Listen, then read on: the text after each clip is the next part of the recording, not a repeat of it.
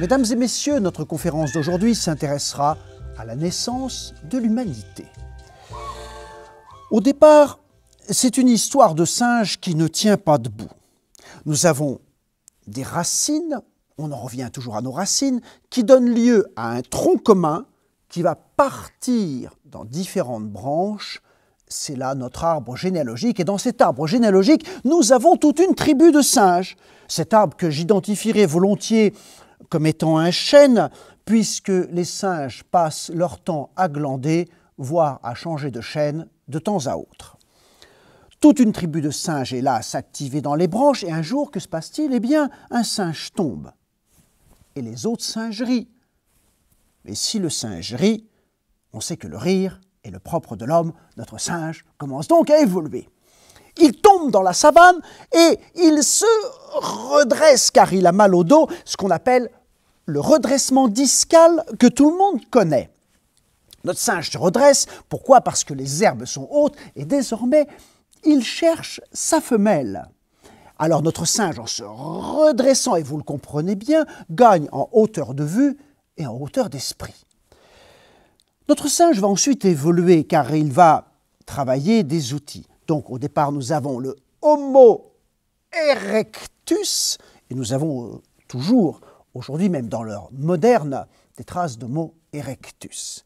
Il va travailler ses outils, de la pierre que l'on va tailler désormais. Cette pierre taillée demande à l'homme d'être très costaud, Homo robustus, mais au fur et à mesure, eh bien, il va affiner son outil. Et de la pierre taillée, on passe à la pierre polie. Et tout le monde sait que quand on n'est pas taillé, il vaut mieux être poli. Notre singe, ensuite, va franchir une étape supplémentaire en découvrant le métal. Au départ, l'homme ne fait rien, il bronze, mais sa femme lui dit il est temps de faire quelque chose. Donc du bronze, nous passons au fer. Mais on sait que le fer s'est éteint lui aussi et l'homme s'assied. Donc avant d'être totalement vautré désormais sur son canapé. Le singe va évoluer aussi grâce à son alimentation.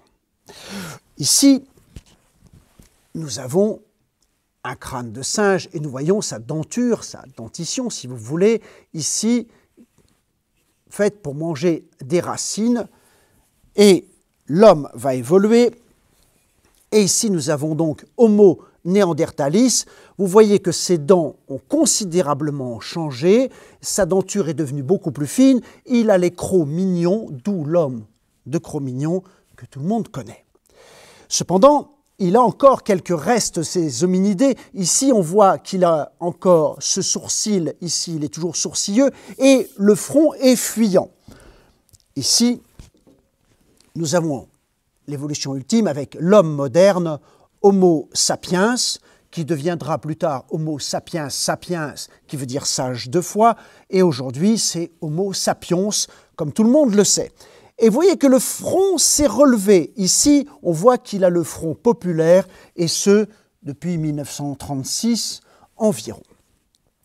Notre singe va considérablement évoluer. Nous avons des cousins singes, par exemple comme l'orang-outan, qui a gagné lui-même en vélocité, et d'orang-outan est devenu l'Orang Express, qui a, avouez-le, beaucoup plus de classe. Notre singe, notre homme préhistorique maintenant, évolue aussi dans son habitat. Au départ, il vit dans des grottes, on dit qu'il est grotesque, et plus tard, il vivra dans des huttes dont on sait que la construction est d'origine soviétique, puisque la hutte est russe. Nos ancêtres sont d'une sauvagerie épouvantable. Pensez qu'ils se dévorent entre eux, et c'est de là que date notre première recette de cuisine, quand ils mettaient leur pot au feu. Notre homme continuera d'évoluer par la suite, et d'homme préhistorique deviendra l'homme préhystérique, qui existe toujours aujourd'hui.